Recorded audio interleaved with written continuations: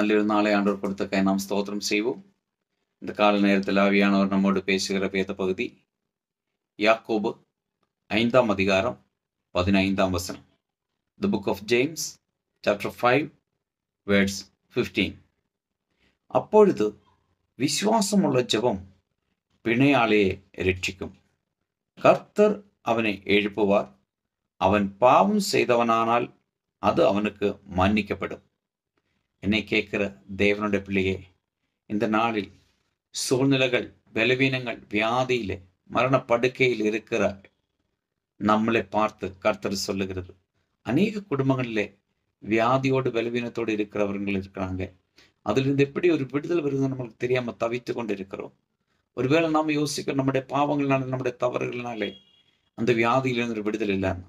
ஆனால் ஆண்டவர் சொல்லுகிறார், அவர் பாவம் செய்தவனானால் அதே அவனுக்கு மன்னிக்கப்படும். இந்த நாளிலே இந்த வசனம் தியானித்து நாம் செவிப்போம். அற்புதம் நடக்கும்.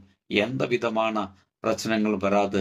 டாக்டர்கள் சொன்னதுக்கு மேலாக கர்த்தர் சொல்லுகிறார், எந்த பிரச்சனைகளும் வராது. எல்லாம் நார்மலாய் மாற்ற அவராலே முடியும். இந்த வசனம் தியானிச்சு நாம் செபிப்போம். நல்ல ஆண்டவரை நன்றி செலுத்துகிறோம். இந்த கால நேரத்தில் என்ன கேட்கிற ஒரு பிள்ளைகளையும் இந்த வசனத்தின்படி பிதா குமாரன் பரிசுத்தாவின் நாமத்தில் ஆசீர்வதிச்சு செபிக்கிறோம்.